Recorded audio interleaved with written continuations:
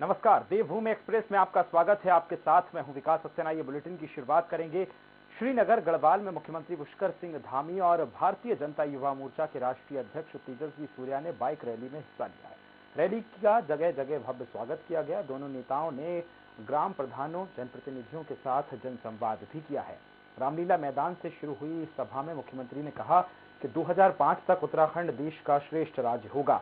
CM Dhami ने कहा कि सरकार का प्रयास ग्रामीण क्षेत्रों में आजीविका की मजबूती और स्वरोजगार योजना को सीधा लाभ आम जनता तक पहुंचाना है।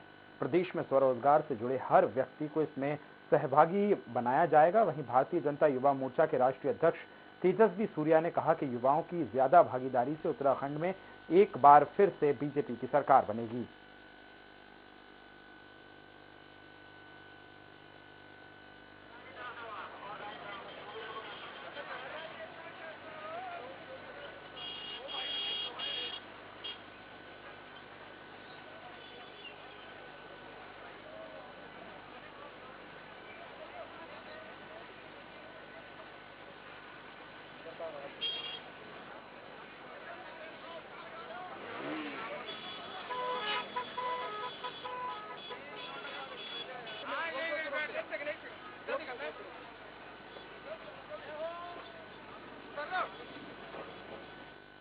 आपको श्रीनगर लिए चलते हैं, जहां मुख्यमंत्री पुष्कर सिंह धामी जनप्रतिनिधियों के साथ संवाद कर रहे हैं। आइए दिखाते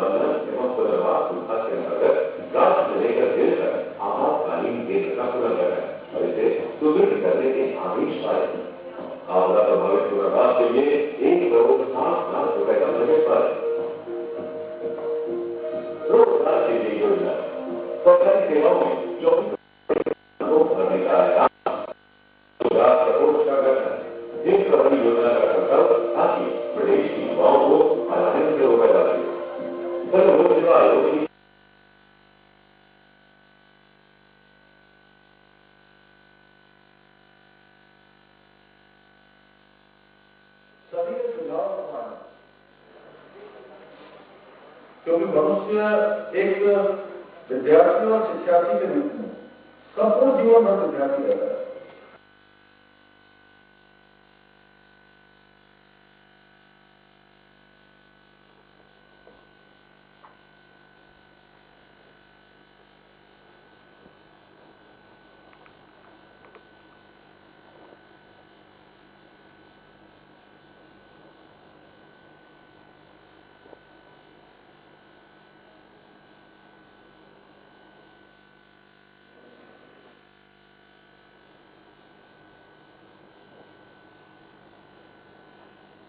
आगे बढ़ेंगे। हरिद्वार में बीजेपी की विजय संकल्प यात्रा के चौथे दिन यात्रा को बीजेपी के राष्ट्रीय अध्यक्ष जेपी नड्डा और सीएम धामी ने हरी झंडी दिखाकर रवाना किया है। विजय संकल्प यात्रा विधानसभा ज्वालापुर देहात पहुंची है। वहीं यात्रा में कैबिनेट मंत्री, सांसद, सह प्रभारी सहित अंतर्राष्ट्रीय महिला पहलवान बबीता फोगाट और विधायक भी शामिल रहे हैं। विजय संकल्प यात्रा ज्वालापुर विधानसभा के ग्राम बोंगला में समाप्त हुई। देखा कि माहौल यहाँ पे सिर्फ और सिर्फ बीजेपी दिखाई दे रहा है। चारों तरफ जहाँ भी नजर घुमा के देखी तो मुझे लगता है कि दोबारा से पुष्कर धामी जी को मुख्यमंत्री लोग बना के यहाँ से भेजेंगे, ऐसा लोग मन बना चुके हैं। अभी से मानते हैं महासंग्राम निश्चित रूप से विजयी है। ज्वालापुर विधानसभा पहले से बहुत ज्यादा अधिक मतों से जीतेगी। तुमने देख लिया, काबिले लोगों में उत्साह, कार्यकर्ता, जन सैलाब भारतीय जनता पार्टी के साथ खड़ा है। हमारी केंद्र की सरकार और राज्य की सरकार ने मिलकर जितना काम किया है 50 वर्षों में उतना काम नहीं हुआ। इससे लोगों का मन बने या हर हालत में वो यहाँ पर बीजेपी की सरकार चाहते हैं। आइए आपको देहरादून लिए चलते हैं, जहां आप नेता उमा सिसोदिया प्रेस कॉन्फ्रेंस कर रही हैं। प्रश्न इस उत्तराखंड की तमाम जनता से है, क्या आप लोगों को लगता है कि उत्तराखंड की महिलाओं को वो सम्मान मिल पाया है जिस सम्मान की हकदार उत्तराखंड की महिलाएं रही हैं? आज उत्तराखंड की जो इंटीरियर गांव है, जो पहाड़ के गांव है, वहां पर उत्तराखंड की महिलाओं की कमर पर पूरी आर्थिकी उत्तराखंड की टिकी हुई है। हमारे युवक, हमारे माँ बाप, हमारे जो पिता हैं, भाई हैं, वो काम करने के लिए पहाड़ों से उतरकर पलायन कर चुके हैं और बहुत सारे गांव ऐसे हैं जहां पर सिर्फ महिलाएं बची हैं या कुछ परसेंटेज में पुरुष बचे हैं, और लेकिन महिलाएं ही हैं जिन्होंने पूरी आर्थिकी को संभाला हुआ है। घर में रहकर वो अपने परिवार को संभालती हैं, खेती बाड़ी करती हैं, अपने जो उनके जानवर हैं उनकी देखभाल करती हैं, और इसके बदले में उनको कोई सम्मान नहीं मिलता। मतलब सरकार की कोई इस तरह की योजना बिल्कुल नहीं है कि वो महिलाओं के सम्मान के लिए कुछ कार्य कर पाए। अभी पिछले दिनों काशीपुर में हमारे जो आम आदमी पार्टी के संयोजक हैं अरविंद केजरीवाल जी, वो उत्तराखंड आए थे और उन्होंने उत्तराखंड की महिलाओं के लिए एक बहुत बड़ी एक घोषणा की, जिसमें उन्होंने कहा कि मैं उत्तराखंड की माताओं बहनों का मैं सम्मान करता हूं और वे महिलाएं जो गांव में हैं, जो सुदूर क्षेत्रों में हैं, उन महिलाओं का सम्मान करते हुए 18 साल से ऊपर की प्रत्येक महिला को 1000 रुपए की सम्मान राशि देने की उन्होंने घोषणा की। ये जो 1000 रुपए की सम्मान राशि की घोषणा केजरीवाल जी ने की थी, उसका रजिस्ट्रेशन का हम लोग 24 दिसंबर से एक अभियान यहाँ पर शुरू करने वाले हैं। 10 दिन का ये अभियान चलेगा। तमाम महिलाओं का रजिस्ट्रेशन कराया जाएगा। एक एक महिला शक्ति के घर जाकर बहुत सम्मानपूर्ण तरीके से उनका जो नाम है उनको नोट किया जाएगा, और जब आम आदमी पार्टी की सरकार बनेगी तो हम लोग पूरी तरह से इस घोषणा को महिलाओं के लिए लागू करेंगे और प्रत्येक माता को, प्रत्येक बहन को, प्रत्येक बेटी को हर महीने 1000 रुपए हम लोग देंगे।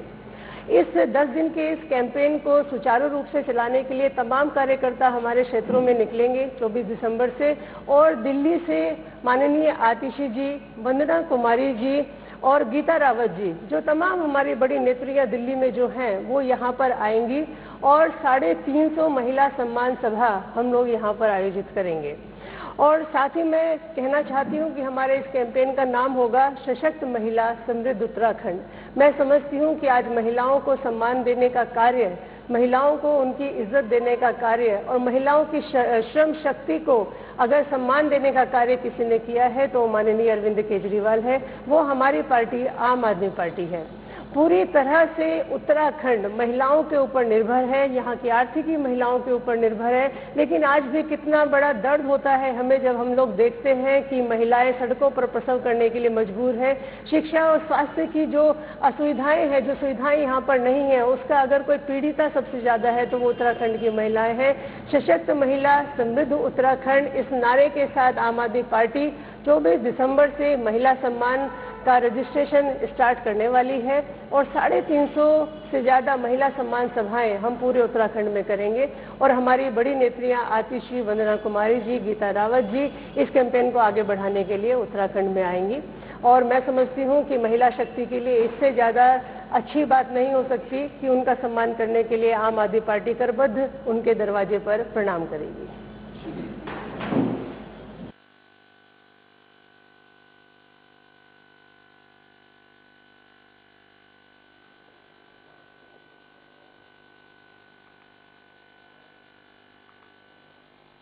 दो 2022 के चुनाव नजदीक आते ही भाजपा के नेताओं का उत्तराखंड दौरा लगातार जारी है। भाजपा के प्रवक्ता विपिन कैंथुला ने भी कुमाऊं में प्रधानमंत्री नरेंद्र मोदी का जो 24 दिसंबर का प्रस्तावित दौरा है, अगर बात की जाए तो दिसंबर माह के अंत में जो होना है। साथ ही उन्होंने कहा कि हमारे नेता चुनावी रैलियों में शिरकत करेंगे, हमारी विजय संकल्प यात्रा भी चल रही है।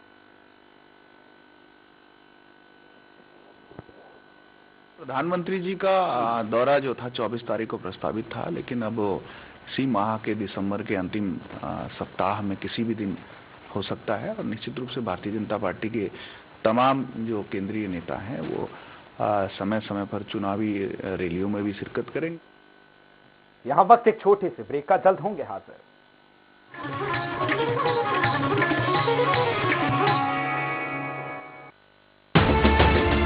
उत्तराखंड में सुगम हुई दुर्गम राहें, बेहतर कनेक्टिविटी ने बढ़ाई उत्तराखंड के विकास की रफ्तार।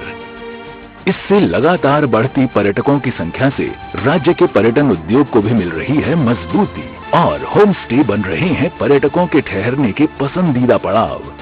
अब उत्तराखंड में होम स्टे लगभग हर गांव में उसकी बात पहुंच चुकी है। मुझे उत्तराखंड के लोगों से बात करने का मौका मिला था, जो बहुत सफलता के साथ होम स्टे चला रहे हैं, और मुझे विश्वास है उत्तराखंड होम स्टे बनाने में, सुविधाओं के विस्तार में पूरे देश को एक नई दिशा दिखा सकता है। उत्तराखंड सरकार प्रधानमंत्री श्री नरेंद्र मोदी के विजन को साकार करते हुए राज्य में होम स्टे योजना को प्रोत्साहन दे रही है। पंडित दीनदयाल उपाध्याय होम स्टे योजना के संचालकों को भवन निर्माण के लिए उपलब्ध करा रही है आर्थिक सहायता, जिसमें पर्वतीय क्षेत्रों के लिए कुल लागत का 33% व मैदान के लिए 25% दिया जा रहा है अनुदान। पहाड़ की खुशनुमा आबोहवा के बीच बने होम स्टे में जैविक उत्पादों से बने स्वादिष्ट व्यंजन पर्यटकों को खूब भा रहे हैं। इससे ग्रामीणों को घर पर ही रोजगार मिलने से आर्थिकी भी हो रही है मजबूत। नए विजन और नए सृजन के साथ आगे बढ़ रही है उत्तराखंड सरकार। खास जड़ी बूटियों से बना पेट सफा आयुर्वेदिक चूर्ण आज ही ले आए। पेट सफा पहली रात से ही असर दिखाता है और इसकी आदत भी नहीं पड़ती। पेट सफा हर रोग दफा। मध्य प्रदेश में 20 लाख मीट्रिक टन खाद की डिमांड के बावजूद प्रदेश में सिर्फ 11 लाख टन खाद की आपूर्ति के लिए कौन है जिम्मेदार? खाद के लिए तरसते प्रदेश के किसानों को राहत देने के लिए सरकार के पास अब क्या है एक्शन प्लान? जनता मांगे जवाब में आज खत्म हुई खाद शाम 7 बजे। मुल्तानी कोका, कफ सिरप, तुलसी, वसा, यस्ती मधु, पिपली के गुणों से भरपूर, जो खांसी पर करे तुरंत असर, ताकि बदलते मौसम के साथ आप न बदलें। उत्तर प्रदेश सरकार कोविड-19 के संक्रमण से मृतकों के आश्रितों को 50,000 रुपए की अनुग्रह राशि प्रदान कर रही है। अनुग्रह सहायता राशि के लिए आश्रित अपने जिले के कलेक्ट्रेट स्थित कार्यालय में ऑफलाइन या राहत आयुक्त कार्यालय की वेबसाइट rahat.up.nic.in पर ऑनलाइन आवेदन कर सकते हैं। आश्रित कोविड से मृत्यु का प्रमाण, मृत्यु प्रमाण पत्र और बैंक पासबुक की कॉपी के साथ आवेदन कर सकता है। अधिक जानकारी के लिए rahat.up.nic.in पर लॉगिन करें या राज्य स्तरीय राहत कंट्रोल रूम हेल्पलाइन 1070 पर कॉल करें। हर मुश्किल में साथ संवेदनशील सरकार। यूपी चुनाव के लिए कांग्रेस के वरिष्ठ पर्यवेक्षक नियुक्त किए गए सीएम भूपेश बघेल क्या छत्तीसगढ़ मॉडल के दम पर सूबे की सियासत में हाशिए पर चल रहे हाथ को दिला पाएंगे जनता का साथ? 2017 में पीएम मोदी के गुजरात मॉडल को पेश कर उत्तर प्रदेश में सरकार बनाने वाली बीजेपी 22 में छत्तीसगढ़ मॉडल को कैसे करेगी कमजोर? और क्या इस बार जनता के सामने रखा जाएगा सिर्फ योगी मॉडल? सत्ता का संग्राम में आज दांव किसका दमदार? शाम 5 बजे। अरे भैया तुम्हें कब से क्या? लोग ऐसी गंभीर समस्या को हंसी मजाक में लाते। खास जड़ी बूटियों से बना पेट सफा आयुर्वेदिक चूर्ण आज ही ले आए। पेट सफा पहली रात से ही असर दिखाता है और इसकी आदत भी नहीं पड़ती। पेट सफा हर रोग दफा।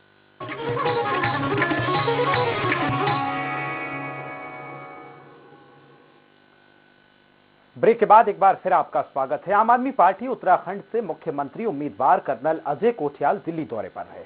इस दौरान उन्होंने वहां के स्कूलों का जायजा लिया कि किस तरह से उत्तराखंड में शिक्षा को बेहतर बनाया जा सकता है। इस दौरान उन्होंने बच्चों से पूछा कि हैप्पीनेस क्लास से किस तरह का फायदा आपको पहुंचता है।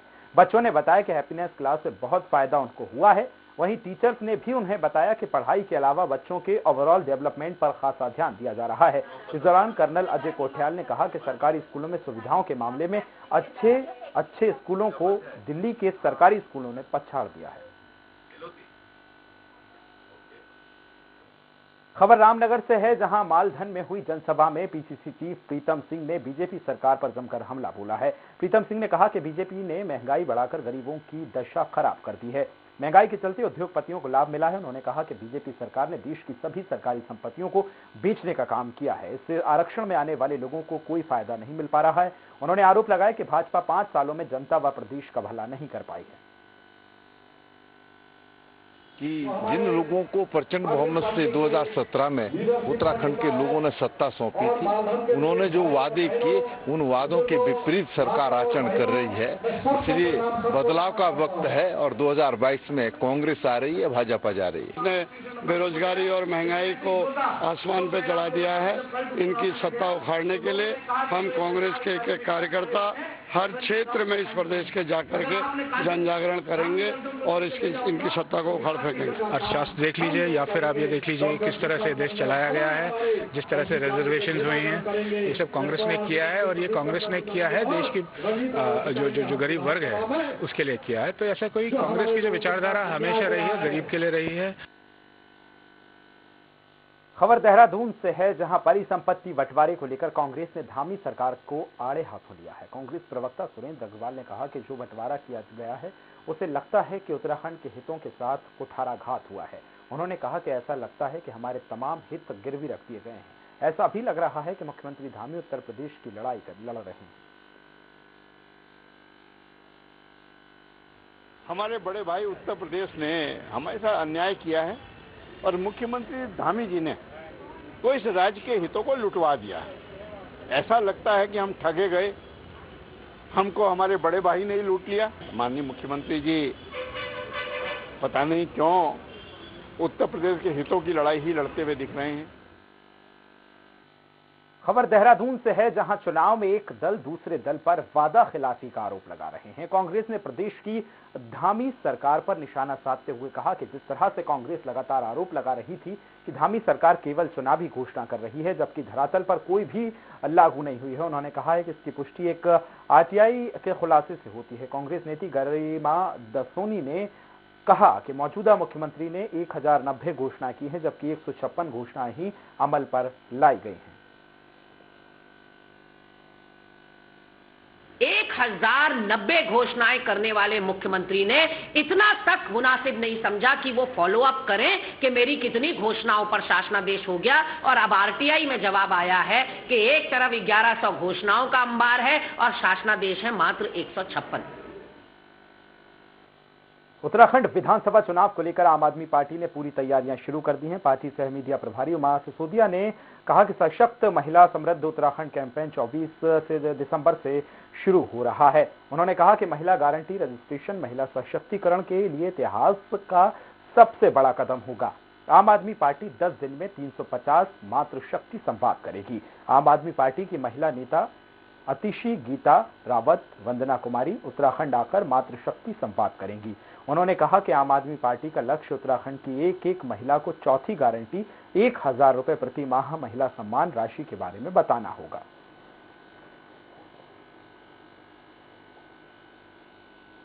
आगे मजबूती से बढ़ाने के लिए दिल्ली से आतिशी जी, गीता रावत जी, वंदना कुमारी जी सभी तमाम नेता यहाँ पर आएंगे और हम लोग 350 से ज्यादा महिला संवाद कार्यक्रम भी यहाँ पर रखेंगे। 350 से ज्यादा हमारी सभाएं यहाँ पर होंगी और इस तरह से सशक्त महिला समृद्ध उत्तराखंड के नारे के साथ आम आदमी पार्टी अपने महिलाओं के सम्मान के लिए मैदान में है।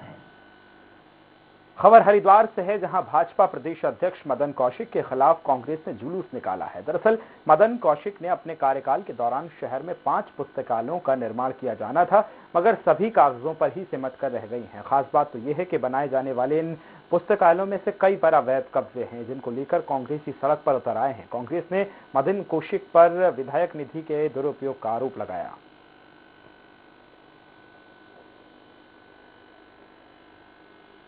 शिवलोक में जा रहे हैं हम, जहां पर जो है पशु घास चर रहे हैं और कोई पुस्तक नहीं है, कोई स्टूल नहीं है, कोई बेंच नहीं है, किसी तरह की कोई व्यवस्था नहीं है। वहां पर रोजाना धरना प्रदर्शन करेंगे। ये हरिद्वार का युवा परेशान है, व्यापारी परेशान है, महिला परेशान है, हर आदमी परेशान है। कांग्रेस की राष्ट्रीय महिला अध्यक्ष नीता डिसूजा ने पिथौरागढ़ का दौरा किया है और महिला सम्मेलन में शिरकत की है। इस दौरान उन्होंने बीजेपी की प्रदेश सरकार पर जमकर निशाना साधा। नेता डिसूजा ने महंगाई के मुद्दे पर बोलते हुए कहा कि मौजूदा सरकार शासनकाल में गैस, डीजल, पेट्रोल से लेकर सब्जी भाजी तक महंगी हो गई है। 410 का गैस सिलेंडर 1000 के पार हो गया है। वहीं पेट्रोल डीजल के दाम भी आसमान छू रहे हैं। ऐसी सरकार को जवाब देने का वक्त आ गया है। वहीं उन्होंने कहा कि प्रियंका गांधी ने कहा है कि मैं लड़की हूं, लड़ सकती हूं का उन्होंने नारा दिया है। ये पूरे देश का नारा बन चुका है। इस नारे से बहुत महिलाएं जुड़ रही हैं। प्रियंका गांधी जी उत्तर प्रदेश की प्रभारी है और उत्तर प्रदेश में उनका ये डिसीजन है। उत्तराखंड के प्रभारी ये डिसीजन लेंगे यहाँ पे। और बिल्कुल पर ये बात बिल्कुल सही है कि इन्होंने जो नारा दिया है, मैं लड़की हूँ लड़ सकती हूँ, ये पूरे देश के लिए नारा बन गया। वो अलग सा माहौल है महिलाओं में और महिलाएं बढ़ चढ़ के इसमें जुड़ रहे हैं। काशीपुर में युवा भारतीय किसान यूनियन के राष्ट्रीय अध्यक्ष गौरव टिकैत ने दरगाह नियाज अली शाह रहमत शाह बाबा के चादर पोशी कर वहां पर प्रदेश की खुशहाली के लिए दुआएं मांगी हैं।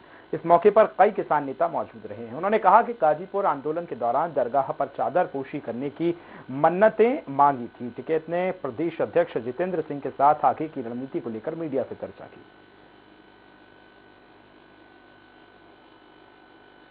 किसानों ने जो चादर बोल रखी थी कि भाई हम जब जीत का आएंगे, विजय मना कर फतेह मार्च करके तो रहमत शाह की मजार पे चादर चढ़ाऊंगे। सब ठीक ठाक रहे, सब देश एकजुट रहे, सब कुशल मंगल रहे, ये आज प्रार्थना सभी लोग। विधानसभा चुनाव को लेकर प्रशासन ने तैयारियां तेज कर दी हैं। कालाढूंगी में एसडीएम रेखा कोहली ने पुलिस अधिकारियों के साथ समीक्षात्मक बैठक की है। इस दौरान एसडीएम ने अपनी अध्यक्षता में निर्वाचन व्यय अनुवीक्षण टीमों के साथ कर्मचारियों को प्रशिक्षण दिया है। एसडीएम ने कहा कि एक छोटी सी भूल चुनाव की प्रक्रिया को बाधित कर सकती है। सभी कर्मचारियों को चुनाव आयोग के दिशा निर्देशों और गाइडलाइंस का सही ढंग से पालन करना चाहिए ताकि चुनाव के दौरान किसी भी परेशानी से बचा जा सके। आज यहाँ पे हम लोगों ने रखा था, हमारे जो सेक्टर पुलिस ऑफिसर्स हैं और सेक्टर मजिस्ट्रेट हैं, जोनल मजिस्ट्रेट हैं, इन लोगों को यहाँ पर बुलाया गया था। इनकी ट्रेनिंग्स हुई है और इनको अपने जा के अपने सारे पोलिंग बूथ चेक करने हैं, क्या हमारे क्रिटिकल हैं, क्या वल्नरेबल हैं। नानकमत्ता में गुरुद्वारा प्रबंधक कमेटी ने चुनाव को लेकर तैयारियां शुरू कर दी हैं। वहीं इस पर नानकमत्ता गुरुद्वारा प्रबंधक कमेटी के प्रधान सेवा सिंह ने बताया कि 22 दिसंबर को कमेटी का कार्यकाल पूरा हो रहा है। उसी को लेकर हमने प्रशासन से निवेदन किया था कि अपनी मौजूदगी में चुनाव प्रक्रिया संपन्न करवाएं। इसी को लेकर कमेटी के ही कुछ पदाधिकारियों ने हाईकोर्ट में आपत्ति दर्ज की थी, जिसको लेकर अब हाईकोर्ट ने आदेश जारी करते हुए 4 हफ्ते में चुनाव संपन्न करवाने की बात कही है। सितंबर को कमिश्नर साहब को निवेदन किया था चुनाव के लिए, उन्होंने एडीएम साहब को नियुक्त कर दिया था चुनाव अधिकारी और उन्होंने अपनी प्रक्रिया आरंभ कर दी थी। उन्होंने सभी जो पेपर रिकॉर्ड था वो मंगा लिया था। काशीपुर में बार एसोसिएशन के द्विवर्षीय चुनाव अब 24 दिसंबर को होने जा रहे हैं। सोमवार को विभिन्न पदों पर 10 लोगों ने नामांकन कराया है। मुख्य चुनाव अधिकारी ने बताया कि उपाध्यक्ष पद पर संजय रोहेला, कोषाध्यक्ष पद पर देवेंद्र पाल और अरविंद सिंह ने और पुस्तकालय अध्यक्ष पद पर कैलाश विष्ट ने नामांकन दाखिल किया है। वहीं मंगलवार को 36 नामांकन आए, जिसमें अध्यक्ष पद के लिए संजय चौधरी, गिरिजेश खुलबे, अवधेश चौबे के नाम सामने आए। 1090 घोषणाएं करने वाले मुख्यमंत्री ने इतना तक मुनासिब नहीं समझा कि वो फॉलो अप करें कि मेरी कितनी घोषणाओं पर शासनादेश हो गया। और अब आरटीआई में जवाब आया है कि एक तरफ 11। इसी के साथ देवभूमि एक्सप्रेस में फिलहाल इतना ही। दीजिए इजाजत, नमस्कार।